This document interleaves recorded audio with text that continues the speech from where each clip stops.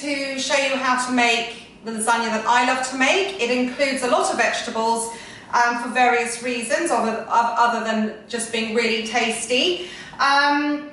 Really important when you make your ragu to slow cook it for a long time. So again, this is something that would be tricky for us to do in cookery and nutrition in the time frame we have. But because we've got lots of time at home, it's a great dish to play around with at home, because it's a really nice family dish to be able to cook. Right, so we're going to start off, because the ragu or the mince takes the longest to cook, we're going to start off preparing those ingredients. Okay, and we're going to use a whole onion. Again, in cookery and nutrition, you would only use a little bit. Okay, so I'm going to take the outer skin off. Remember that that does not break down, which is why we have to remove it. It doesn't soften when it is cooked, so therefore it's not edible. Okay, I'm using my claw to slice down my onion like so. And then if I want to make fine onions, which I do in this case, I'm going to cut them down that way. And that way, be really careful with your fingers. Remember, if you don't feel confident doing this, you can ask an adult to help you, because we don't want anyone cutting their fingers, okay? So, remember, if you feel like you're going to lose your grip, flatten the onion onto its flattest, biggest surface area, so it's easier to slice and it's safer. So I'm going to pop that. Okay, I'm going to take that off, and you can use a garlic crusher. You can finely slice it with your knife. I know that some of the older boys, I've shown you how to crush it with the tip of a knife. I really like to use my fine grater, because I find that a really easy way to get the garlic to a paste really rapidly. But be very careful, because obviously that is a blade. So just be mindful of your fingers when you do this. Obviously go slowly, and when you get to the tip of it, the end, just drop it in. Okay. So 2 garlic cloves going in here. Now, the reason I'm going, normally I would put peel a sweet potato, cut it into little dice, and I would add that to my mince as it was slowly cooking, or my ragu. And the reason I do that is to add more nutrients to our dish and adds more fibre. It bulks it up with vegetables. It gives a natural sweetness from the sweet potato, but also it thickens the sauce. So often in a mince-based ragu, you will add corn flour or flour sometimes to thicken it. I like to use a sweet potato. In this case, I'm going to use butternuts, because I've used up all my sweet potatoes. Because all of these vegetables like butternuts and sweet potatoes are really hard to cut, please be careful. Do not try and attempt to cut a big butternut like this on your own. You do need to ask a parent to cut it into smaller pieces for you. With your sweet potato, exactly the same thing. Get someone to cut it in half for you first, have it on its flattest surface before you start chopping it up. The other thing you can do is to cook the entire butternut. Sometimes I do this for a soup. It's absolutely lovely. You just pierce it with a fork so it doesn't burst in the oven. Slow cook the whole thing in the oven. Let it cool, peel off the skin, and then you can scoop out the butternut flesh to use in a soup. I make a lovely butternut soup that's so simple that kids absolutely love, or exactly the same with the sweet potato. And if you roast them in the skins, you can keep them in the fridge for quite a few days and use them for various different dishes. So if I was going to roast a whole sweet potato, I could do that the day before, and then as I was cooking my mince, I could chop it up and put it into my mince, and that would break up beautifully and create a nice thick sauce. So I'm going to cut the butternut, because I haven't done that now. So as I say, ask an adult to do it for you. I'd say this would be roughly the size of a large sweet potato. And then you can take a peeler, or again ask an adult if you're struggling, just to peel the edge of it. Okay, but the easiest thing for you to do is going to be to roast a whole sweet potato, let it cool, take the skin off, chop it into pieces and stick it into your mince as it cooks.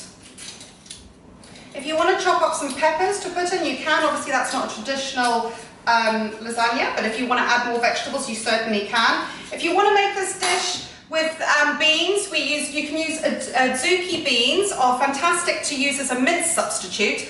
Obviously you won't be cooking for anywhere near as long as the mince, beef or beef mince, because they are actually very, very soft skinned. So if I was going to do this with azuki beans, you just buy the tins of azuki beans and strain them, rinse them off, cook off all of your vegetables so they're nice and soft, add the azuki beans, add your tomatoes, and slowly reduce it down until it's like a minced sauce, and then you would use it in your layers.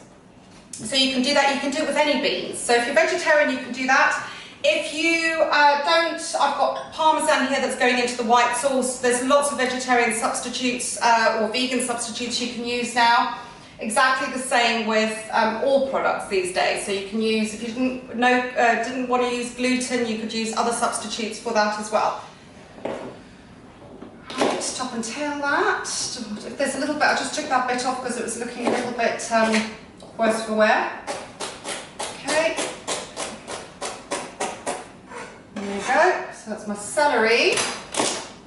Into my sauce I'm going to put a bay leaf. That's a fresh bay leaf from the garden, but obviously you can put dry bay leaf, that's absolutely fine. Okay.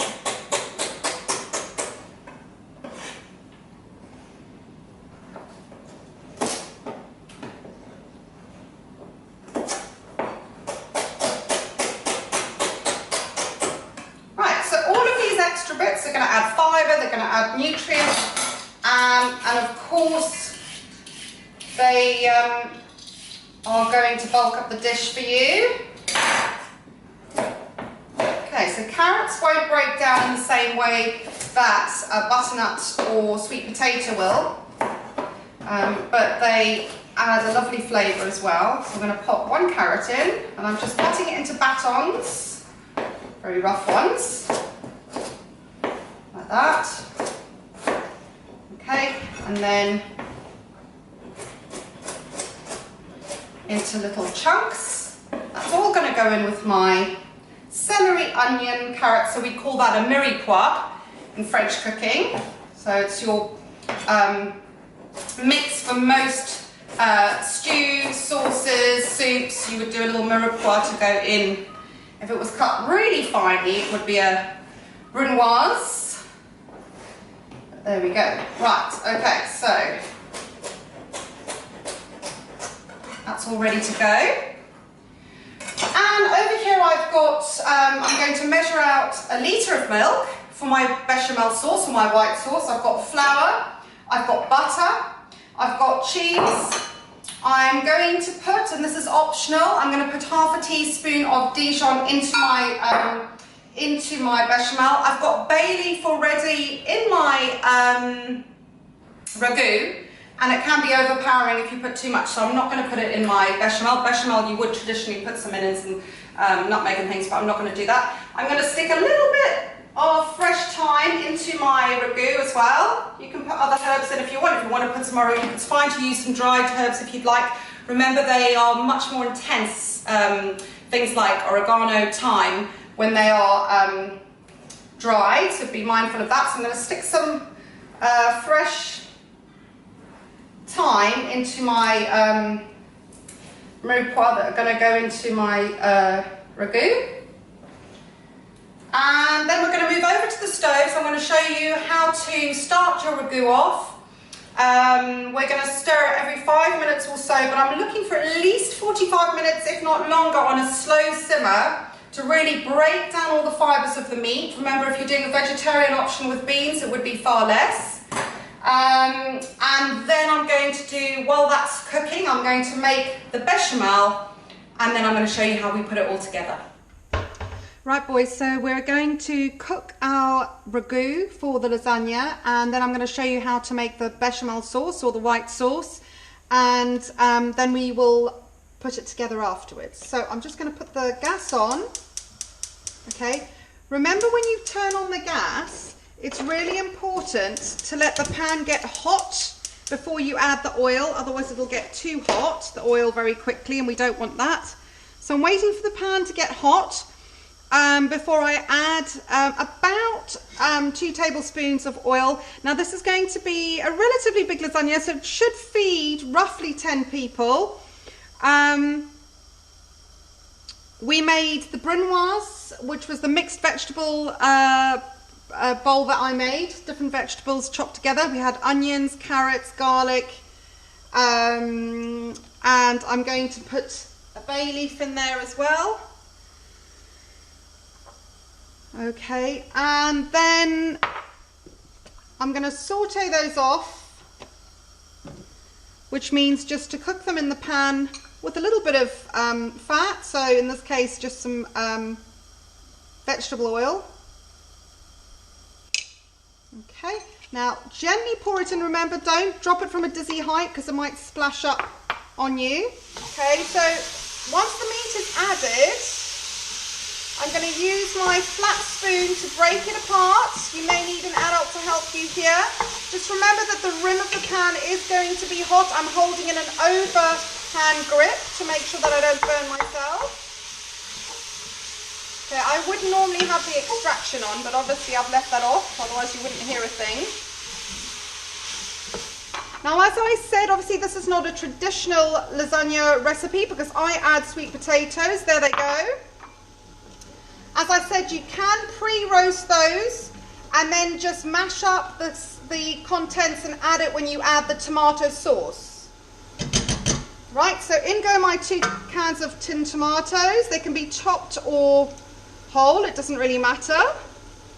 So those are going in. Remember that the tins are going to be very sharp. Please be careful that you don't cut yourself on those.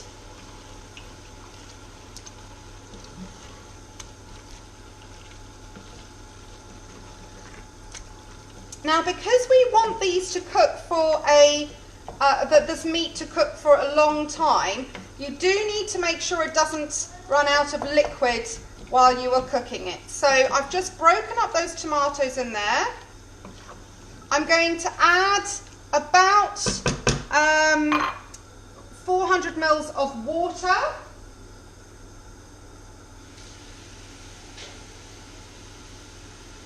So I'm adding about 400 millilitres of water going in, and that's fine because as it slowly cooks, again it will reduce. We want it to soften the sweet potatoes but also to slow cook the meat.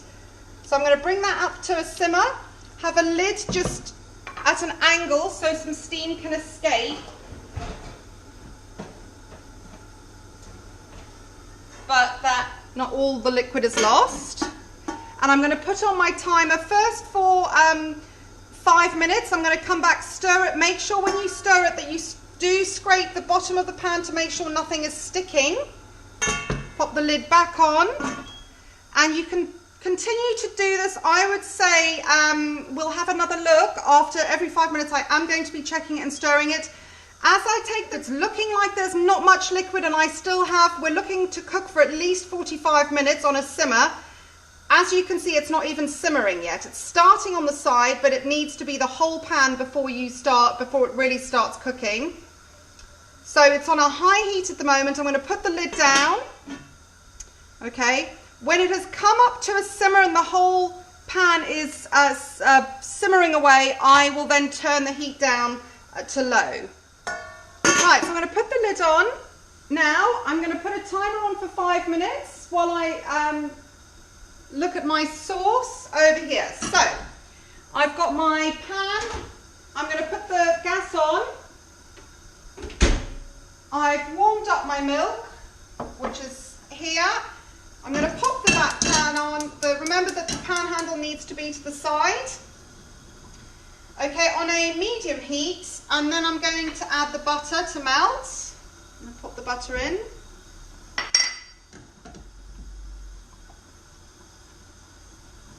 You can use margarine if you don't want to use dairy, and you can use dairy alternatives. So you can use oat milk, you can use dairy-free cheese, and obviously most people who are who don't eat dairy have certain types of cheese and milk they prefer. So that is absolute alternatives they prefer. So please do just use what you prefer.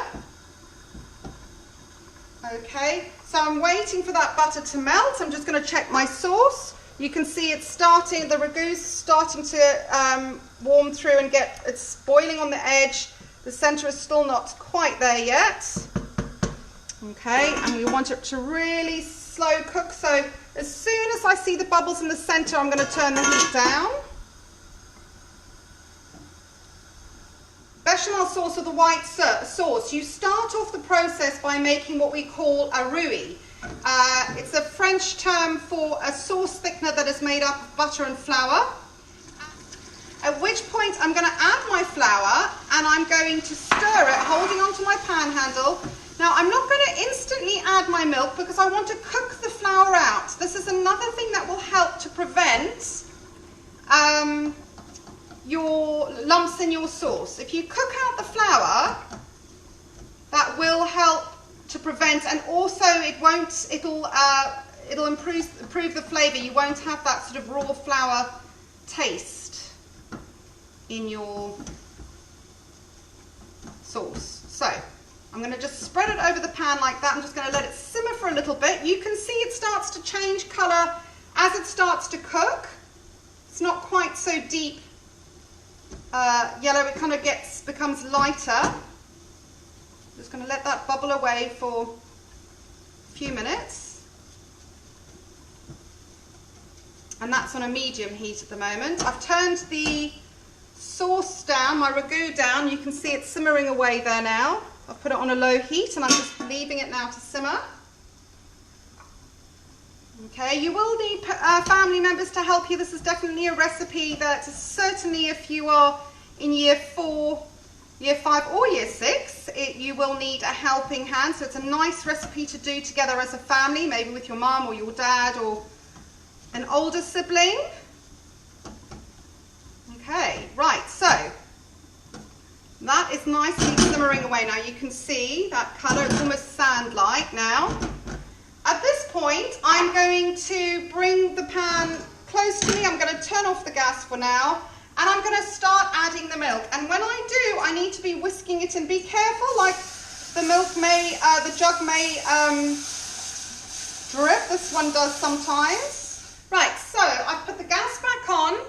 I've whisked up the sauce, my white sauce, with my whisk to make sure all the lumps are out. And now I'm just moving back to a spatula, making sure that I am stirring all the time. Now you can see it is currently very runny. It's just like milk. And slowly it'll start to thicken, but it'll start thickening at the bottom where it's hottest because the flour settles on the bottom. And then with the heat in the milk, it starts thickening. But that's why you must make sure that you stir the bottom of the pan. So making sure you're going all around the sides and in the center. Okay, and it may seem like it's taking a while, but it will suddenly thicken. Now it's up to you. I always put some Dijon mustard into my white sauce. Some people like putting some nutmeg. It's up to you. I'm going to put this. As you can see, my white sauce is now thickening nicely. For the lasagna, I don't want it to be too thick, the sauce, because I want it to be able to spread. And don't forget, when you bake it, it's going to become thick as well. So you want to have a little bit of liquid in. That has been rapidly boiling in the center as well. So I'm happy that that is all cooked now. And that is, I'm happy with. I'm now going to put in a teaspoon of salt into that. And I am going to add my cheese. So my Parmesan's going in. And I'm going to let that all melt together and cool down slightly. Okay, right, so I'm mixing that up. That's all melting in nicely. Right, so I'm turning the sauce off now. The ragu is cooked. You can see it's become a nice thick texture from the sweet potato, and the meat has now softened nicely. I'm going to let that cool down. I don't even need to really press out the sweet potato because it's pretty much there now. Just stir it a bit to break up any last bits. Okay, I'll take that bay leaf out now because it's infused nicely and cooked with everything.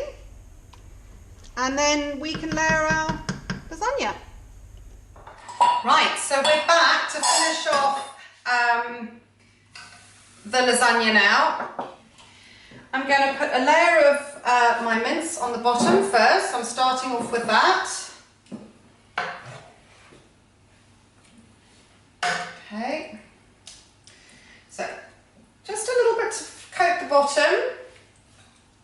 Okay, make sure your mince is not, it's not watery, obviously, because you can see this is nice and thick, and that certainly will have been thickened by the sweet potato slightly. And which we've checked that we have got enough moisture in there as it cooks. So as it's been slowly cooking. Right, I'm using spinach lasagna sheets. Obviously you can use the white lasagna sheets, it's totally up to you. Okay, you can also use the fresh lasagna sheets if you like. The fresh lasagna sheets will cook quicker than the dry ones, so they won't take long. I prefer the dry ones personally, but everyone likes them slightly different. I'm just breaking those off slightly so they fit a bit better. There we go. Right, okay. And then I'm going to put a little layer of the sauce. Okay. Like that. Okay, you just want to make sure that there is a nice layer of the sauce, because that's the whole point, that you've got the layering. So I'm using my nice flexi spatula just to smooth that over. There we go. It's got a nice little layer. Right, then I'm going to put another layer of mince. So I'm just going to dollop that in like that. I don't ruin the white sauce. I reckon you can see that properly. Move it into the centre more. There we go. Okay, so yeah, as you can see, I'm making quite a lot, because what I'm going to do is I'm going to cook this, let it cool, and then I'm going to portion it into containers. My frontline staff are doing a fantastic job, all our paramedics. Right, there we go. So, and then the next layer, I'm going to go like that. Now this is obviously quite a big casserole dish. Okay, so you might want a smaller one for yours. Those ends. Or to make smaller portions, you can make little, if you've got little containers, little rectangle dishes, you can make individual ones if you want. I do that sometimes, so you can then have a little individual portion. In fact, right, okay, so we've got that. I'm going to put my final layer of sauce on the top. Okay, I'm going to make that a bit thicker.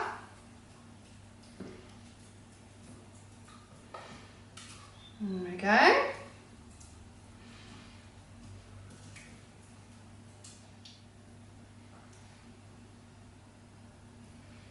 Just nicely coat it all. There we go. So, and then what I'm going to do is I'm just going to sprinkle over some cheese. I just grated a little bit of extra, okay, to go on the top.